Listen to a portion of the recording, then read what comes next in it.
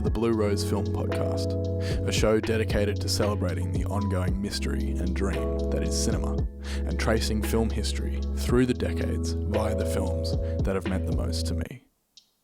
My name is Jonty Cornford, and I'm a writer, editor, composer, music producer, and a lover of films. On this week's episode of the show, I'm joined by two guests to talk about a film that I hadn't seen for a long time before rewatching it for this podcast. This week's guests are Wilson Drayton and Marty Cornford, my younger brother. And as per Marty's request, we're going to be talking about Tim Burton's 1989 superhero trailblazer, Batman. Enjoy the episode.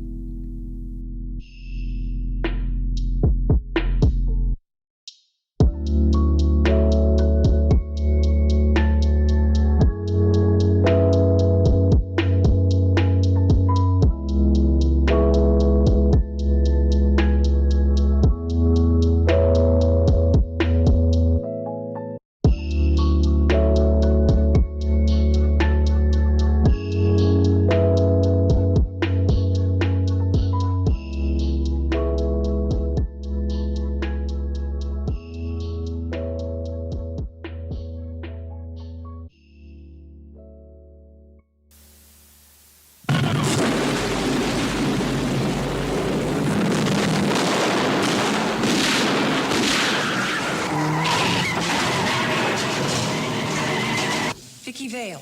Hi. Bruce Wayne. And what do you do for a living?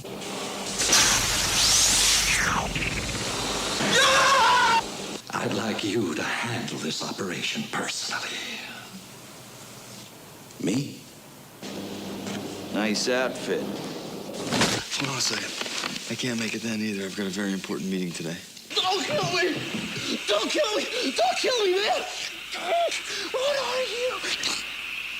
I'm Batman. Lieutenant, is there a 6-foot bat in Gotham City?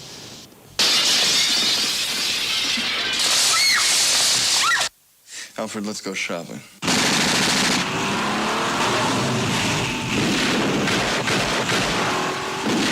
Jack is dead, my friend. You can call me Joker. I feel a little drunk. And you're not anything. Hey, one drink and I'm flying. Winged freak terrorizes. Wait till they get a load of me.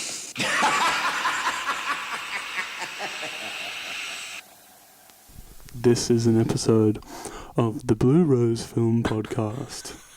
Today we'll be talking about Batman and Pong Man. Today we'll be talking Pong about Man Returns. Pong Man Returns and what is the correct amount of water to be drinking before and after a night out. I did not drink enough water and I had too much to drink last night. Ooh, I could see My bad. I could see my reflection in my whiz. That isn't good. Hot tip, if your piss looks like Barocca, Yeah. you're not drinking enough water.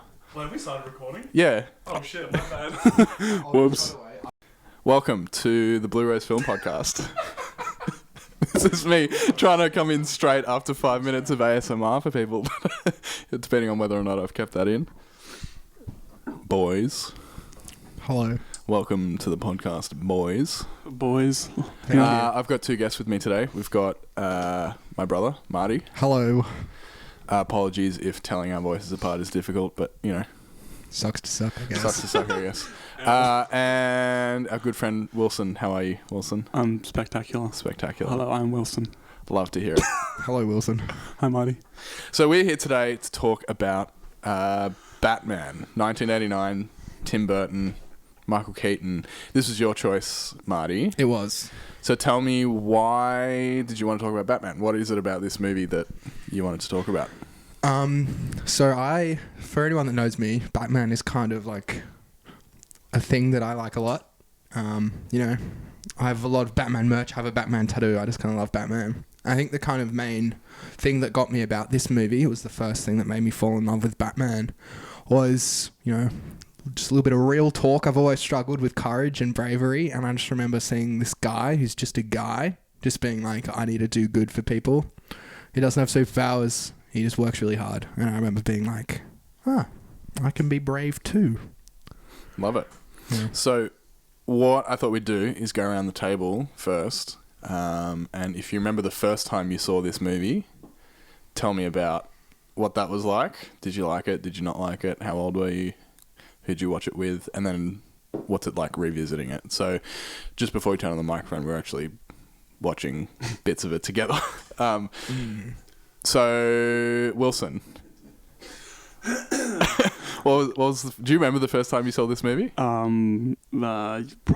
I don't know. I've seen like 12 times. Yeah, right. Okay.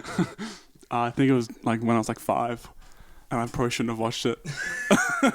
I just found a Batman VHS after watching. I think I was like watched the animated series on TV, and I was like, "Damn, Batman's pretty cool." And I think I just like popped in a VHS of Batman, and then watched it when I wasn't supposed to, and it was lit. So a VHS is this thing that it was like this physical thing that used to like keep in a case at your house, and you'd like put it into a device, And and you had to rewind it. and you have to and if you put in a tape and the last person hadn't rewound it, you'd get mad at them. What about you, Marty? Do you remember the first time you saw this movie? I remember it quite distinctly. I was in year 9, I believe, and it was a Friday afternoon, and I was eating a spicy pizza because I remember I was kind of battling with the spice of it as a young little boy. And just from like the first scene, which I think we'll probably talk about a bit later, but just like it starts off with that like with like a different family where parents are potentially getting mugged, and it's just that beautiful parallel between the Waynes and the fact that like Batman stops these parents from getting killed in front of their kid. I just remember being like, oh yeah, that's a pretty sick way of telling that story. And just Michael Keaton just kind of, he really got it for me because I want to get nuts. That scene there were just so many bits that I was like, this is great. And I just remember because like a mum like walked in and was like, I don't like this. And I was like, that usually means I'll like it. Yeah, that's usually a good sign. Yeah. How do you feel about this movie now, revisiting it, Wilson? I think it's so funny. I don't think I like it, but it's goofy. It is pretty goofy. I love that about it. We'll get into some of the goofiness of it. I don't know if it's like my favorite Batman ever, like it is for some people, but it's just fun. We'll do like a Batman goofy. ranking later on. It's just real goofy. Yeah. What about you, revisiting it? Yeah, I think like it's interesting because it like doesn't have the kind of, it's not as campy and weird as Batman Returns, but I think it's still got that charm, and I love the Gotham. It's just so like emo and like really Burton. And yeah, I still really like it. Like there were bits I laughed out loud too that are probably not supposed to make you laugh, but like some of like their performances are so good. And I was talking before, like there's a scene in Vicky Vale's apartment that is just like you got like it's nuts, like Kim Bazinga and like Bazinga. I don't know if that's how you pronounce it, but that's what we're going with. Maybe? I think it's Basinger. With her and obviously Jack Nicholson and Michael Keaton, just like some of the most beautifully written like dialogue and Batman stuff ever. But then also there's like, you know, you never rub another man's rhubarb, and like I'm of a mind that makes a moogie. There's just some stuff that just makes no sense, but I think I still really like it. Yeah, I think like the first time I saw it, I don't actually remember exactly when it was, but I'm pretty sure it would have been after I'd seen the Nolan trilogy. So I remember watching The Dark Knight for the first time at a sleepover with mates and loving it, and then going back and watching Begins because I saw The Dark Knight first and liked Batman Begins even more, and then The Dark Knight Rises came out in theaters like that month. So I went and saw The Dark Knight Rises like 3 times in the cinemas, and it just blew my head off as I think it 2012, so it would have been like 13 or 14. And I don't think I got to this one until it might have even been. I mean, I remember watching the animated series. You may remember this, Marty. Our grandparents used to have a cinema room, and every once in a while in the summer we'd go for like solo holidays with our grandparents. Yeah. And I remember one solo holiday, it was raining a lot, but I had rented or mum and dad had rented the animated series on DVD from the video store, and I brought that with me. And I remember just watching Batman the animated series like all weekend. Nice. And so, yeah, I think it was like pretty low down on my, like I didn't hate it, but it didn't blow my mind. And watching it again, like I watched it this morning, it's way cooler than I remember it being. It's like super, we'll get into this a bit more, but it's like, it's very like old cinema vibes. There's all these like cool matte paintings and the gothic architecture of the city is like Metropolis vibes and all. There's all this cool stuff in there that I just have no memory of. There are things that I'm not into as well, but overall, I think the thing that stood out to me, and I think now that and we can get into this will be the first thing we can talk about, but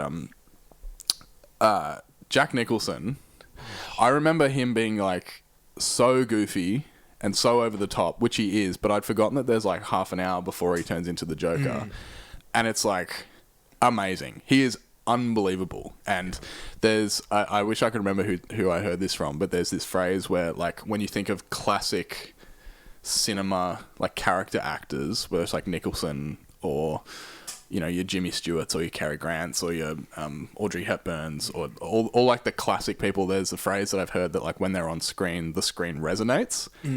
And when I watched Jack Nicholson the first episode of the show was about The Shining, which is like just the Jack Nicholson show. Yeah. I got the same vibes where it was like, holy crap, this dude is like, it's not that he's a good actor necessarily. I'm not saying that he isn't a good actor. He's a great actor, but that's not why he's good to watch. He's just like this amazing personality. And for whatever reason, whether it's the shape of his face or the way he delivers lines, but like on screen, it's just like, holy crap, this dude is 100%. Next level. And then he turns into the Joker and puts the white paint on and it's like, I just love how his skin is white, so he paints on the skin tone. I did notice, and there's a scene where like the skin tone gets wiped off from his forehead, and there's white, but it's just his normal skin tone with white paint put on it. Yeah.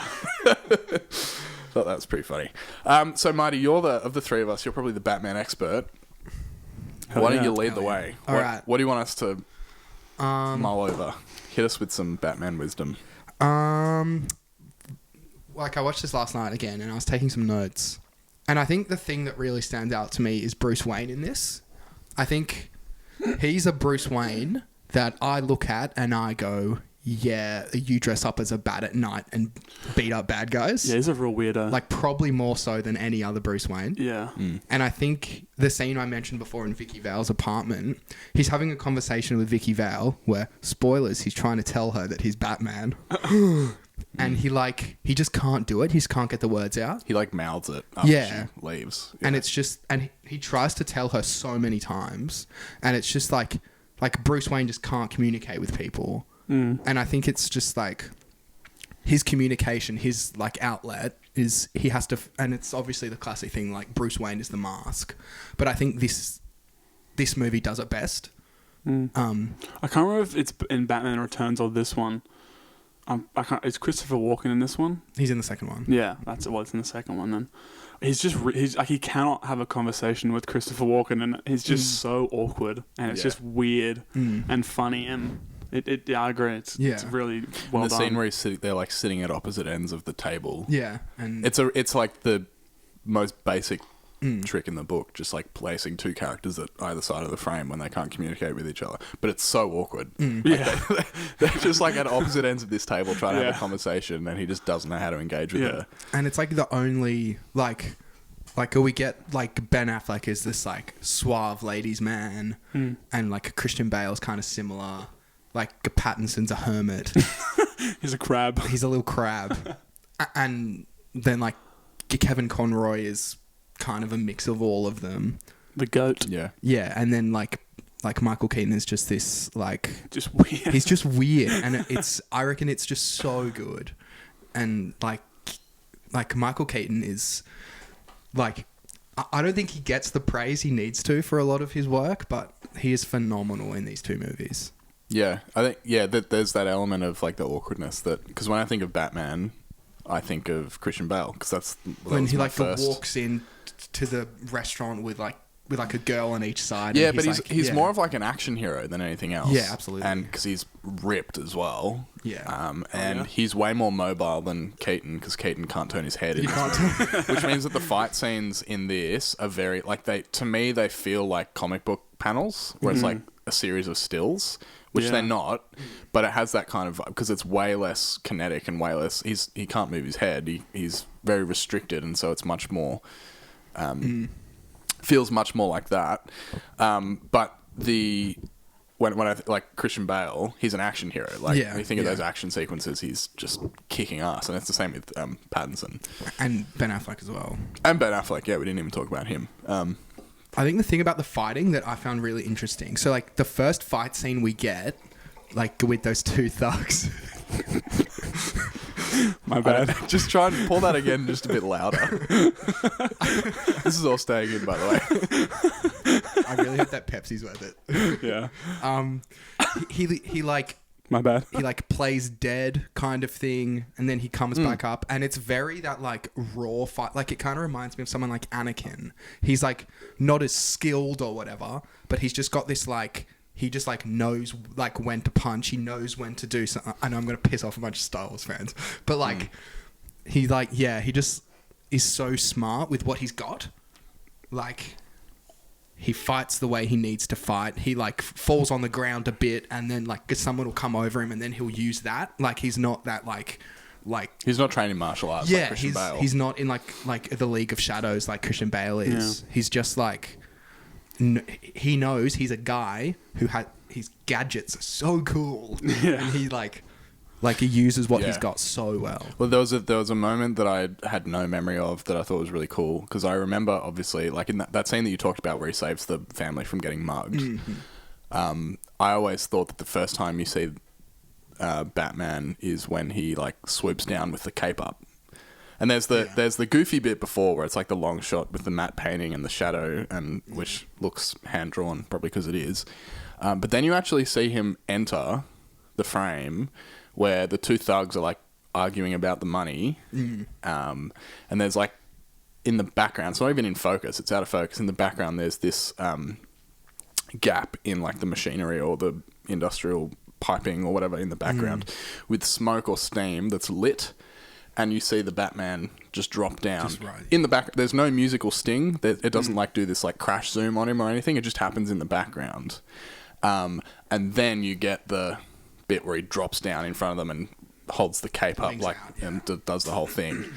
I had no memory of that other thing, but like that strikes me as a really subtle and interesting way of depicting Batman as being like he creeps around the shadows. It reminded me actually of in the 2022 Pattinson Batman, where there's that whole sequence at the beginning of thugs looking around the corner, looking into shadows where he isn't actually there. And then eventually you hear his footsteps and he steps out of the shadow.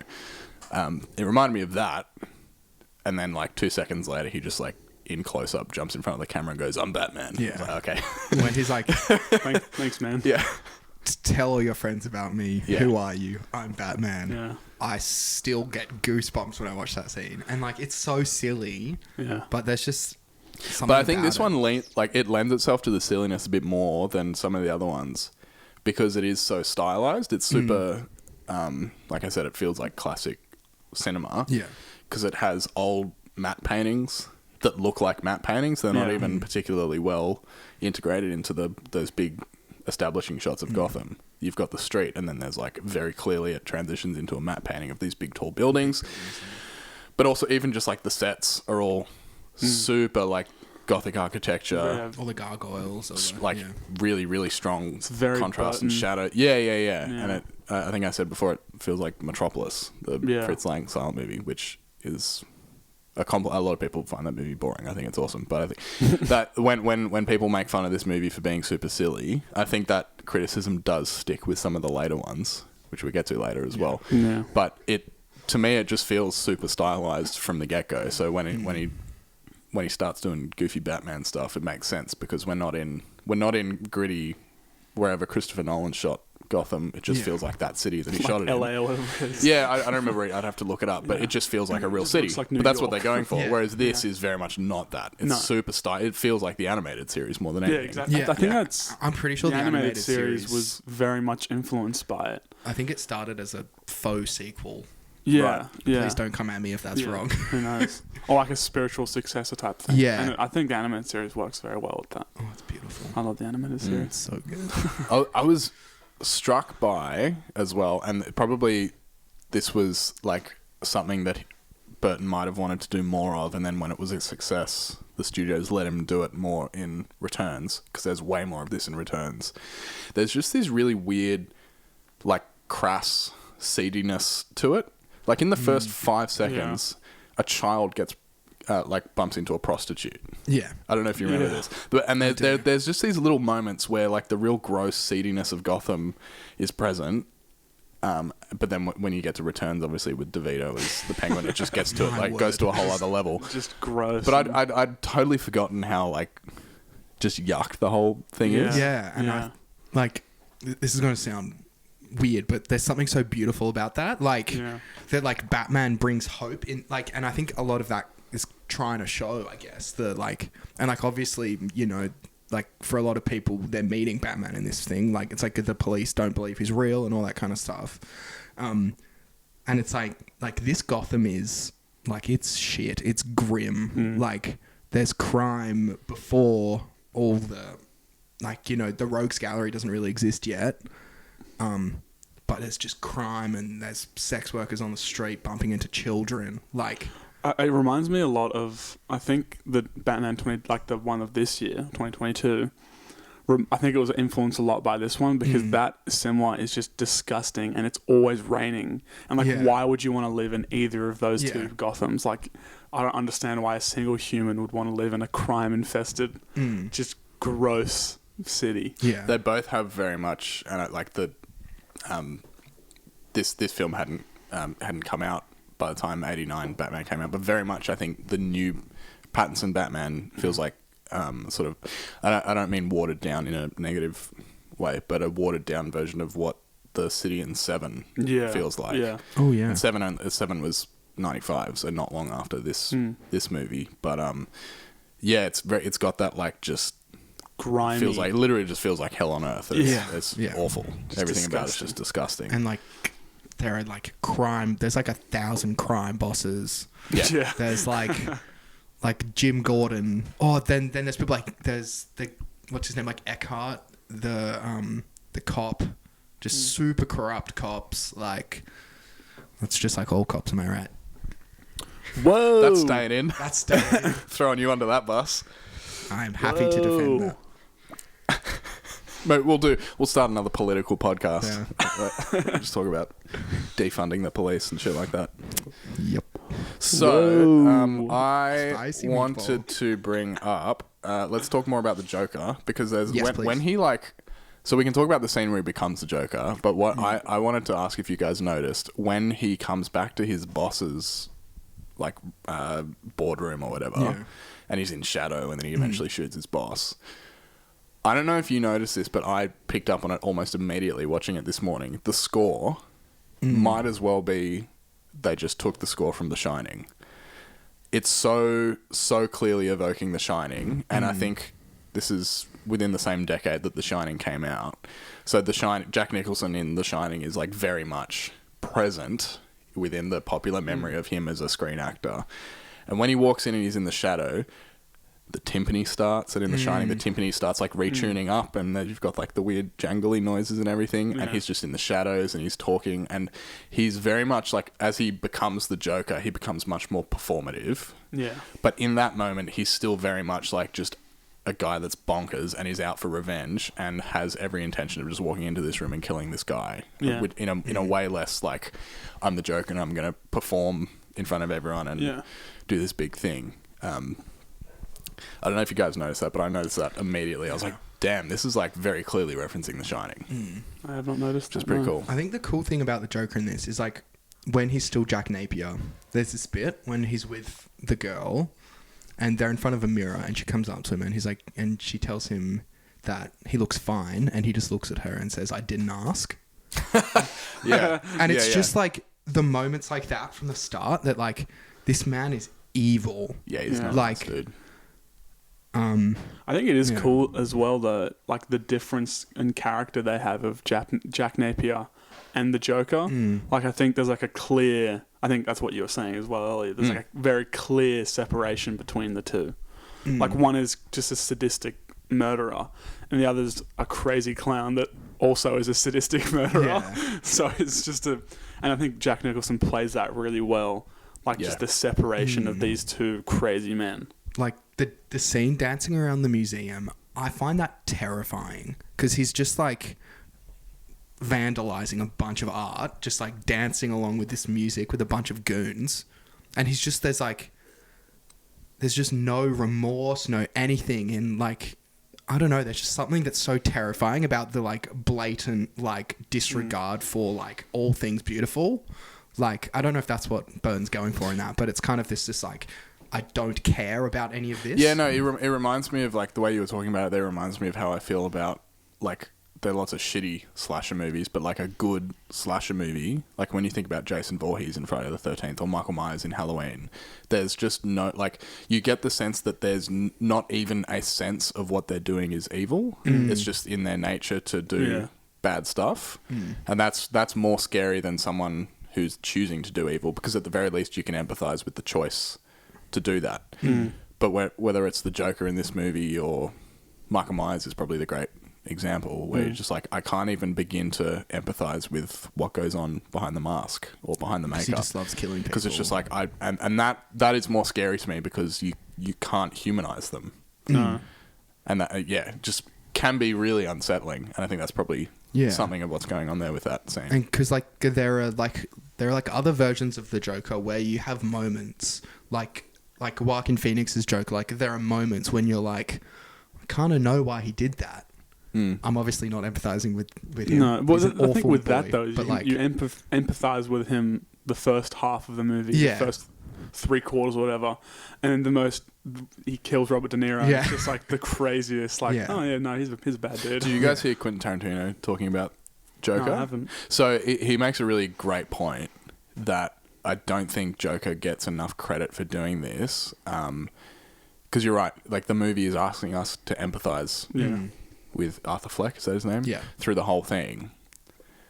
To the point where once he does something objectively heinous, terrible, he shoots someone live on television. And it primes us for us to feel bad for him even after he does something like he shoots those dudes on the train. Yeah, I was just remembered about that. Like, even after that point, the movie still is, I think it's successful in you empathizing with him, just mainly because it's kind of not forced, but like there's all this like, But more than making you empathize with him, lots of audience members, and I was the same, as soon as he stepped onto that set with Robert De Niro, the audience starts going, shoot that guy. Like, do it. Take the gun out, like he deserves it. Which now, what the movie's doing is making you think like a fucking psychopath. Yeah. Which, that is wild that the movie achieves that. And that is, like, Tarantino talks about it. He just says that it's like the subversion of the audience at a level that a lot of people didn't even realize at the time. But Jordan Peele does it in Get Out at the end when the police car comes. Yeah, Yes, yeah, yeah. exactly. Like, it's that same kind of thing where it Exactly. just makes you go, shit. Like, Yeah. I'm a bad person. Well, that obviously that's what the film's trying to do. It's kind of like, it's the idea of like, it's kind of a meta thing of like glorifying violence, but it's done in a way where it like tricks the audience into loving the violence and then having like a snap moment where like, oh my god, no, that's actually like the worst thing ever. Yeah. Like Yeah. I shouldn't be enjoying watching this. Yeah. Yeah, which, spoilers, I don't know which order these are coming out in, but Wilson and I are going to talk about Videodrome. Yeah, which is about the effects of violence. Yeah. So I'm looking forward to that as well. I'll ask you to maybe throw us another Sure. underarm in a sec for us to have a chat about. But I thought I don't know if you guys knew that Robin Williams almost played the Joker in this movie. I did know that. I did not know that. There's an interesting story about why he almost did, and then Robin Williams didn't do anything with Warner Brothers for a while because he felt like it was being used as bait to get Jack Nicholson in and blah, blah, blah, blah. But it's just interesting to think about. So this movie came out in the same year as Dead Poets Society with Robin Williams, Wow. which we might talk about towards the end of this episode. But yeah, I would love to... It's just kind of one of those weird thought experiments when you're like, well, what would this movie look like with Robin Williams? Honestly, I as the think it Joker? would be pretty similar. He then also very almost played the Riddler in Batman Yes. Forever. Oh, Yes, really? Yeah. and part of why he didn't was, as far as I could tell when doing a bit of research, was because of how he felt like he was being used as a chess piece Yeah. to get Jack Nicholson in this movie. So he just had no interest in playing that game anymore.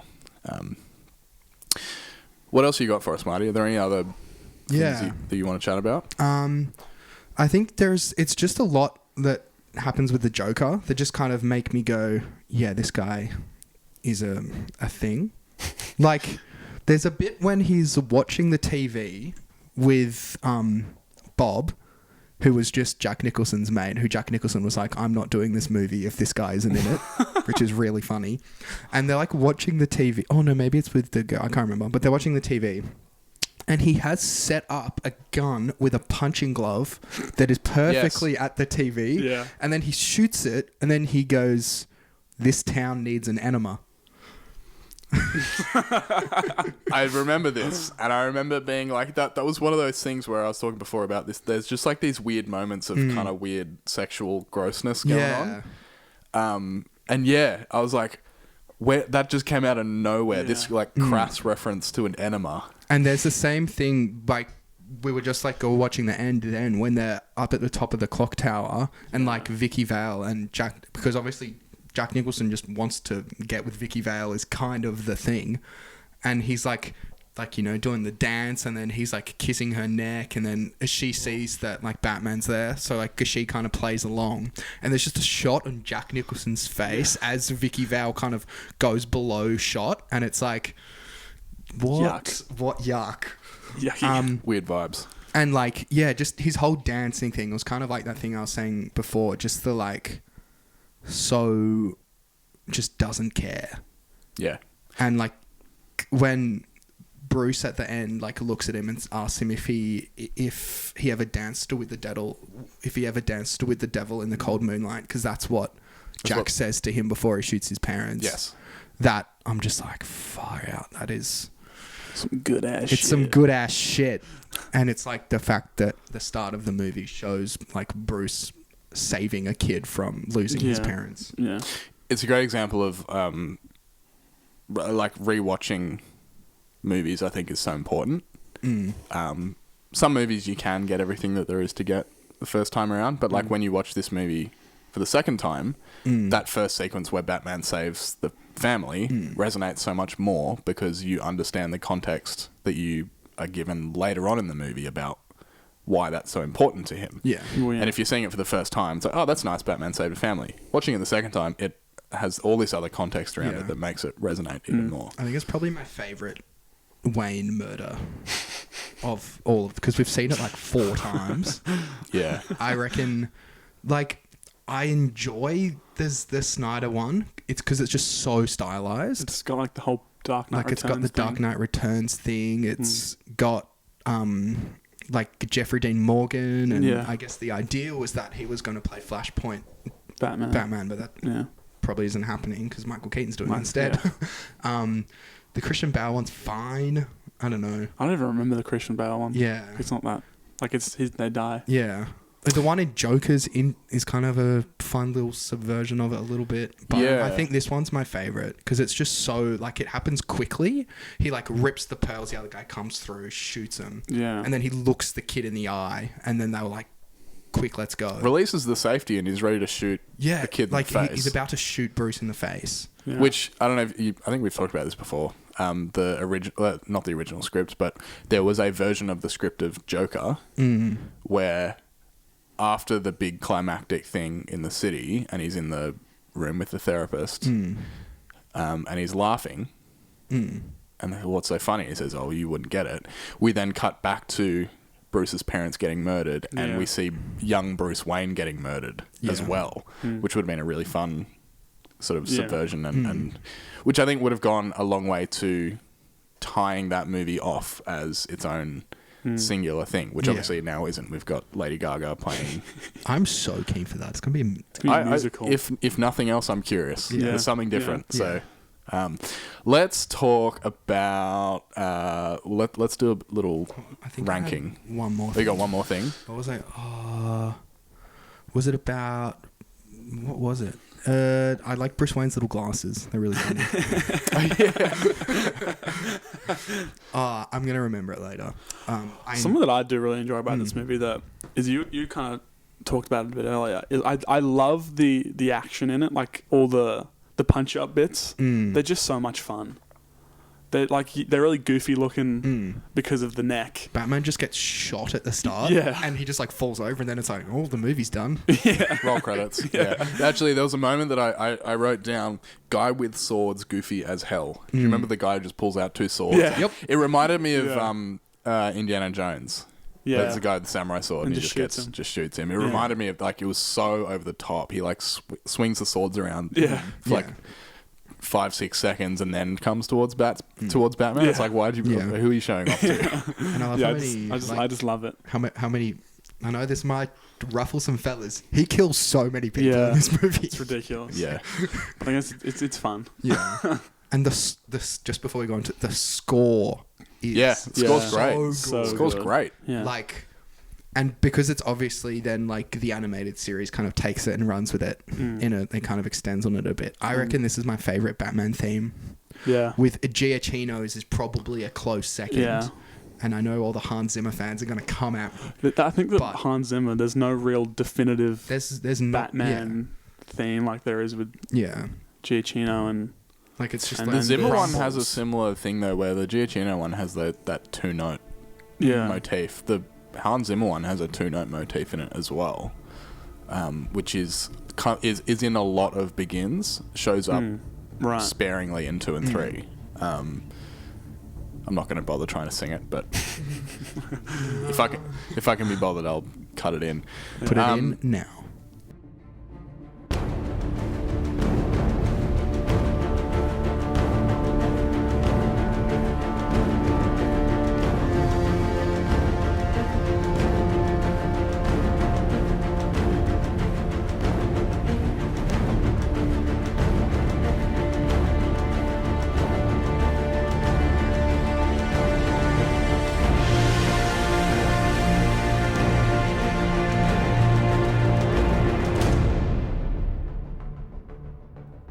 So if we were to think about how we'd rank live action Batman films, how would we do it? Because I think for me, I don't know if I'm going to be able to go through all of them one by one and rank them, but I do think maybe top 3. I think for me, Begins and The Batman Yeah. are probably my 2 favorites. I've got mine on a Marty's letterbox list. Marty's got his I think lined up and ready mine. I have thought about this a little bit. I think the Batman from 2022 is my favorite. to go. Yeah. Then I think it's the Dark Knight. Then Returns. Batman Returns. I think that's mine. Interesting. As in, As in the Batman, and then second. sorry, Batman Returns. I was trying to. Yeah, no, Batman Returns. Yeah, is my. I thought third. you meant the Dark Knight Returns. I do And was love like, wow. Batman. Actually, I do love Batman Begins, but I think the reason I love Begins is because it's like a weird art house movie that got made with like $80 million with a Batman title. So it's Yeah. like it's got all this weird, like it's got horror vibes in it. it does. Yeah. But it's this big, like huge budget action Yeah. movie with Batman in it. yeah, Yeah. totally. And it does I do think it sort of leans a little bit too far back into that territory with the big train crash at the end and the Yeah. big set piece. But like it's a Batman movie. You gotta have that stuff in one. it. Yeah. What about you, Marty? Okay. Would you like my full list? Yeah, please. I want to hear it. Okay. So, like in last, I have Batman and Robin. And then I have Batman Forever. And then we've got the BVS. Because Yeah. it's got some great bits. It's got some... The White House scene is probably one of the Yeah. best Yeah. Batman. I really fights like ever. the scene when Bruce is talking to Alfred and he's like, if there's the smallest chance that Yeah. because Batman kind of deals in absolutes, but he also doesn't. I've really Yeah, enjoyed that, yeah, but yeah. there's some bits that are not good. Then The Dark Knight Rises, which I love, but you know, it's long and I think it's about 20 minutes too long. it draws out a little bit. Yeah. But I still Yeah. love it. I And then, think it's really good. Yeah. I rewatched it recently. I I so really did I. like it. Yeah. I mean, 13-year-old Jonty saw it three times in the cinemas. and then I got Batman Returns, which I also adore. Yeah, I love that movie. Then I got Batman, what am I talking about? And then The Dark Knight, Batman Begins, and then The Batman is my number one. So all three of us, the Batman. I think, the Batman is... It is top. I fucking love phenomenal. It is I love good, that isn't movie. it? I was I've so... rewatched it. Oh my god, I've seen the movie I think I've seen it 3 times now. It is incredible. I've only seen it once. We went together, didn't we? We did, That yeah. time. Yeah, we saw a pre-screening of it. I've only seen it the once. Partly is because like sitting down to watch 3 hours. Yeah, it's a bit rough. Sometimes if it's like 9 o'clock and I'm ready to watch a movie, and I'm like, I don't know if I'm ready to. Yeah. Like I'm tired. I will rewatch it though because I've got it just over Wilson's shoulder in the old movie collection. But I think, yeah, I was really ready to not like it because I was like, do we need another Batman movie? And like 20 minutes in, I felt like I was just getting scolded by the director. She's like, you idiot, sit You down idiot. and enjoy it. Yeah, Like, it's I'm so gonna make the good. best Batman movie Yeah. ever. It's Yeah. gonna I feel think- like 7, and it's gonna be Yeah. good. I do The think there are first- things that I think because it is a movie, weirdly similar to Videodrome and Seven.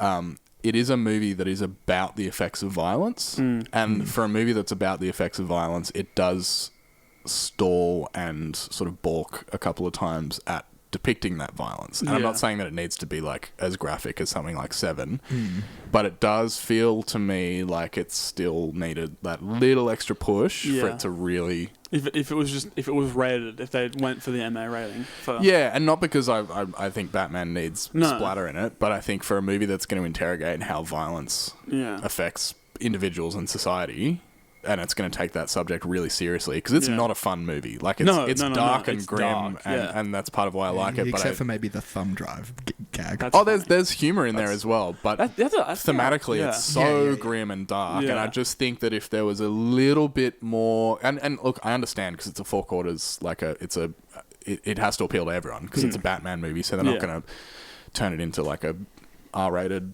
splatterfest. But Yeah.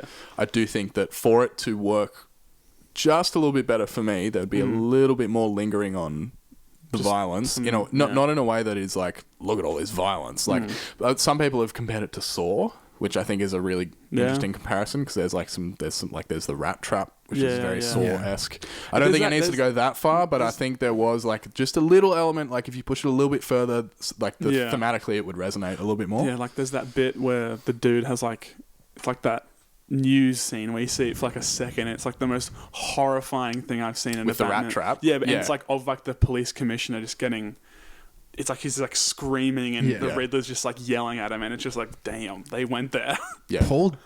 Paul Dano. Yeah, He's great. Have you guys seen There Will Be Blood? I haven't. Oh, you'll have to come Yeah. back and watch it, and we'll talk about it on the show, because that movie slaps. Yeah, it's it's so great. good. yeah, So I think we're in agreement then. yeah. The The Batman. Batman is Batman. the best. Cool. So are there any other final comments on Batman 1989 before we move on to the Time Machine? We'll have a look at 1989 as a whole. I like it, and I like the sequel, and I don't like the other ones. I love Knox. I think he's a really interesting side character. The reporter. Yeah, that's a good call. I don't know, he's like... I feel like Knox is what I would be like if I was in that world. Just like what is going on, and just being so brazen about the fact that he's going to find out.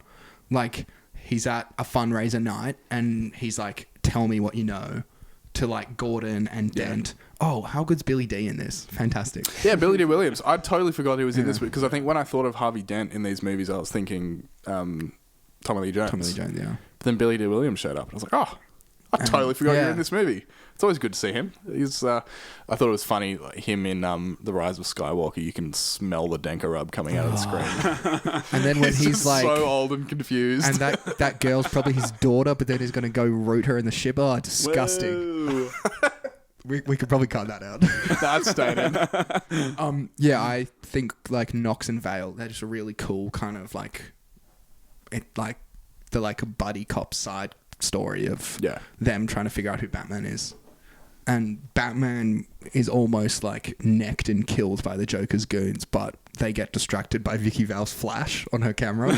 I don't know. Yes, I there's remember. just some really fun but like I feel like it earns things like that in 'Cause ways it's not that, real life. It's No, so stylized yeah. that stuff like that can happen. because stuff like that, like I just watched Black Adam, and there are things like that happen in Black Adam, and I'm like you haven't earned this. Like it's fine. I enjoyed bits. The post-credit scene was cool, but like it didn't earn things like that. But I really think because of the like incredible world that this movie makes, it kind of like things like the reason Bruce Wayne doesn't get like outed as Batman is because Vicky Val's flash is onto like. I think they really earn things like that. Oh, that's right, because they're about to take his mask off. They're about to take his mask, Yeah. and well, like they do take his mask off, but they turn around to see the thing, and then like you see him pull it back on, Yeah. and then the eye makeup is hilarious. In the Batman 2022, don't they try to take his mask off, but they get electrocuted? Yeah. Yeah, I know. I just remember And that. I love that he keeps the eyeliner on. Yeah. Sorry, but just had Yeah. that sure. quick thought about taking his mask Actually, off. this just came to mind. I saw this came across my feed today. Batman news, fresh off the press, is that Ben Affleck has signed a 3-movie deal with Warner Brothers, Damn. which they, I would assume, would be. Because Henry Cavill's back, so Oh, true. Yeah. Yeah, well, I would assume that would probably be another Justice League movie, Oh my god.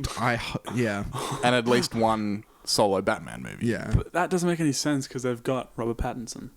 It's Yeah, a well, different world. different universe. This is the. Aren't you That's a- excited for a Batman movie every 6 months for the next 5 years, Wilson? Get ready. Sorry, Don't you like sorry, Batman? sorry. I thought My you liked bad. Batman. My bad. I actually love Batfleck. I know not everyone does. I think he's great.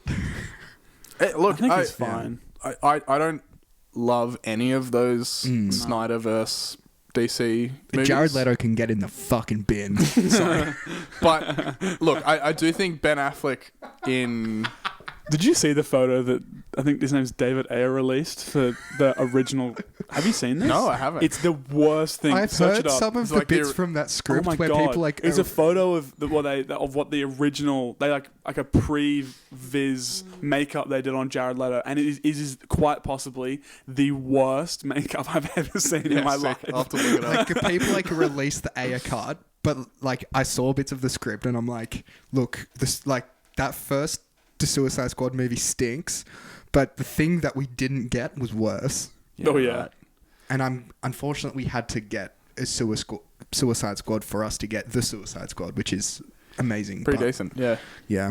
Yeah, I think it's probably no surprise that I'm not crazy about any of these movies, but I think Ben Affleck in good lord, Wilson just showed me the makeup. So help me. Yeah, Sharpie on that's his pretty face. awful. It's just like they've like a The you've fallen damaged asleep tattoos are and better your than that. 6-year-old's taken a Sharpie to your face.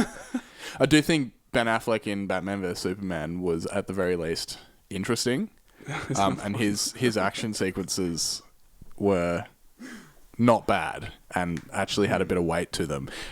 Just the unfortunate thing is by the time you get to Justice League, and I do think the Snyder Cut is like 4, 5, 6 times better than the piece of ass that came out in 2016. He just needed a or hug, whatever. man. But A hug it's and just a Barocca. shame that like in that movie it's just gods fighting gods and Batman's driving around in the background going like, Yeah. guys, let me help. Like he just does nothing in that Yeah. movie, which is a real shame.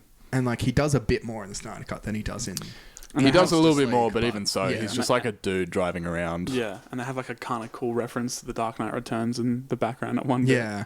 Oh, there was one last thing I was going to say about this is I like that the Joker's origin is a bit like the Killing Joke. Yes. Yeah. That he's trying to steal something, he gets like set up, and then he falls in a vat of chemicals. Very goofy. Yeah. But it works in this one. Like And it if that, turns his if that hair were to green. happen in The Dark Knight, yeah. Yeah, that's- just totally not. Yeah, just it's like totally it wouldn't works work. in The Dark Knight that he paints his face white, and it works in this that his face is white and he has to paint it back in the skin tone. Yeah. yeah, Which is very funny. that's some pretty terrible makeup. Yeah. All right, so let's have a look at before we finish. 1989, the world I was looking at- of cinema. And a great Taylor Swift record. It is a good Taylor Swift record. We can talk about Midnights another time, but I have thoughts. It's good. It's one of those weird movies there's where a- there's like 3 or 4 really big ones, but for a lot of the highest grossing movies, there's lots of movies that seem to have sort of slipped away into. So like Best Picture in the 1990 Academy Awards, movies in 1989. Driving Miss Daisy. Never heard of it. Never Exactly. heard of it in my life. Exactly. Yeah. But like the top 5 grossing movies were Indiana Jones and the Last Crusade. I was going to say that. Yeah. Great movie. This one, Batman. Back to the Future Part 2. Yeah. A movie called Look Who's Talking, which is a John Travolta comedy. Wow. Never haven't heard of seen that it. either. I had a look at it and it has a 5.6 Oh. rating on IMDb, so I'm probably going to give it a miss. And Dead Poets Society. That was the top 5 fifth highest grossing. worldwide box office. Wow. I was just looking at some. There's Ghostbusters 2. Ghostbusters 2, that's right. Which is, like, I think the best line. I was saying this to Marty yesterday. The best line in all the Ghostbusters movies is when they all do, like, the hero shot. They step towards the camera, and Bill Murray looks to either side and says, "Suck in the guts, boys. We're the Ghostbusters." Amazing. So funny. And there's also Weekend at Bernie's. Yes. Now, I've got a list Great here. movie. So, I mean, Dead Poets Society, we were talking about Robin Williams. One of the most formative movies for me. Absolutely. Dead Poets Society. Just such a good movie. There are 3 movies which, I don't know if you guys have seen them. More likely that Wilson has than Marty, because I know you're not a huge horror guy. No. Society, We live in a society. Tetsuo the Iron Man, and The Cook, the Thief, His Wife, and His Lover are 3 movies that came out in this year, and they are 3 of the wildest movies. Did the Iron Man you will come ever out see. in that year? Tetsuo the Iron Man. Wow, Yeah, I yeah. did not know that. Have you seen Tetsuo? No, I haven't seen it. I've just heard about it, and I know that is a crazy movie. I've seen like clips of it, and it's unreal. It's insane. Like, Yeah. it's genuinely insane. It's a Yeah. black and white Japanese movie. And it's this body horror experience where a guy is like, look, put it this way. There's a scene where a guy kills his girlfriend with his penis that has turned into a drill, like a power tool. Yeah. It is wild. Power tool strikes again. And another one that came out is Bride of the Reanimator, Yes. which I have seen. I've got the Reanimated, like the first 3 on Blu-ray. They're so The funny. first one is it's actually good. Yeah, I like yeah. the first one. I have a soft spot for 2 and 3 though. 2 and They're- 3 are so funny. They're so campy. Like, I think it's like the difference between. Look, the first one is genuinely upsetting. Oh yeah, it's and awful. it's like a horror. As a horror film, it's really. Isn't it based off effective. Lovecraft? Yeah, it's a Lovecraft Yeah, story. yeah. And then 2 and 3 take that, and I don't know if they're also adapted from Lovecraft material. I'd have to look that up. But the comedy elements that are there in the first one, 2 and 3, it goes to another level. It's very funny. And Cook, the Thief, His Wife, and His Lover is a favourite of mine. I need to watch that. Really upsetting as well. It's got Michael Gambon, Helen Mirren. It's without giving away spoilers, it's a cannibal movie.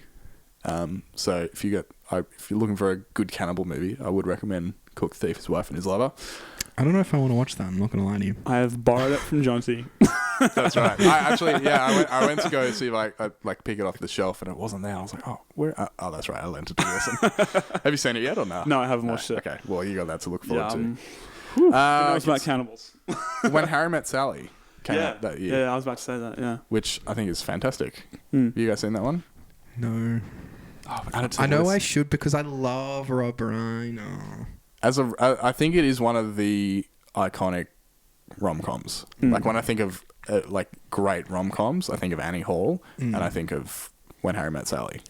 I think of 500 Days of Summer. That is a banger as a well. great- 500 Days of Summer, The Edge of 17, and The Proposal. Top 3 rom-coms. Wow, that is a huge take. That is a hot take if I've ever heard one. I don't know if we want to talk about this because we could go down a rabbit hole, but The Little Mermaid came out in 1989. Really? Yeah. There you go. Great film. And I'm keen for the new one. I haven't And seen we'll leave it at that. The I Little think. Mermaid, the original one, in so long. Yeah, but If you're offended, but no, sorry, I don't want to go down Dead that. Poet Society is the Yeah. 5th most That's financially weird. successful movie that year worldwide. And like more so than The Little Mermaid. Yeah, well, I mean, I true. feel like The Little That's true, Mermaid actually. was I didn't think about probably was it 89. Maybe it just didn't come out at the right time because I know yeah, that okay. there are periods where those hand drawn Disney movies are just Right. like go gangbusters. Like Lion. Lion King's 94. And then that's when you start to transition into Disney Pixar starts Yeah, to pick Pixar up and with animated Toy stuff. Story in 95. Yeah, super interesting. But like there's not many huge big movies other than you got Indiana Jones, Batman, and Back to the Future. They're probably the 3 big blockbusters. It's Yeah. a pretty good year for blockbusters. Yeah. What's Wilson gonna say? I won't say it. It'll just cause too much discussion. Are you gonna say that Back to the Future 2 is bad? Yep. Oh no, we are in disagreement. No, let's crack it open. What don't you like about Back to the Oh Future my 2? god, it's just frustrating. It's like like that magazine shit. Oh my god. it just sports it's almanac. it's just too long. I don't know. It just Can I make a confession? yeah. I don't think I've ever actually seen Back to the Future 2. Fuck off. I think the first one is so much better. It's just more. I of think the first it's one is more better, of the I agree. same, but I just don't enjoy it. Damn. I've seen the first one probably 4 or 5 times. Yeah, it's great. It's great. I don't think I've ever actually watched the second one all the way through. I've never seen the third one because I was so disappointed with the second one. Damn. I just didn't like it. I am hurt. I just feel like because I got the same name as the lead, I kind of have some form of attachment. Yeah, true. Actually, the other one I wanted to mention, Bill and Ted's Excellent Adventure Yes. came out I did 89, and Kiki's Delivery Service, which is an underrated Studio Ghibli. I think it was his 4th movie that he directed for Ghibli. Super underrated. If you love Ghibli and you haven't seen Kiki's Delivery Service, get on it. It's one of the good ones. Let's wrap it up. It's been great. Where can people find you on the internet, Marty? You go first. I have an Instagram, a Marty_Cornford, where I share some opinions on things, but not really. And You on Letterboxd? I'm on Letterboxd, yes. And my thing is, We'll link it down below Yeah, we'll link as it well. down below. But yeah. and then if you look on Instagram, like Goonshine. That's true. Yes, we were going to talk about this right at the end. Oh yeah. What about you, Wilson? Where can people find? What's your letterbox? Really? Oh, my letterbox is Wilson Drayton 17, and if you want to find it, the photo is of Donkey from Shrek, just staring. If you're not Yeah. sure if it's the right one, if you're looking into the beautiful eyes of Donkey, Yeah. that's the one. Yeah. Other than that, I don't really post much on social media. Besides, hopefully, the emerging Goonshine presence. So let's talk about Goonshine for a sec, because the reason, well, not the only reason, but I wanted to have you both on at the same time, and it worked out quite fortuitously that ended up happening today. Tell me about Goonshine. What is Goonshine, gentlemen? All right. So I feel like we should explain the name. it's called Goonshine because my favorite movie is The Goonies, and Wilson. And one of my favorite movies is The Shining. And our friend Will was like, "Why don't you call it Goonshine?" G'day, Will. Hi, Will. And then we have recorded 2 episodes, but they both sounded like ass. So we're having a soft reboot or a requel, if you will. Well, Halloween a ends in legacy this bitch. sequel. Yeah. Yeah, yeah. That's what they call it these days. Yeah, it's basically us trying to be the Weekly Planet.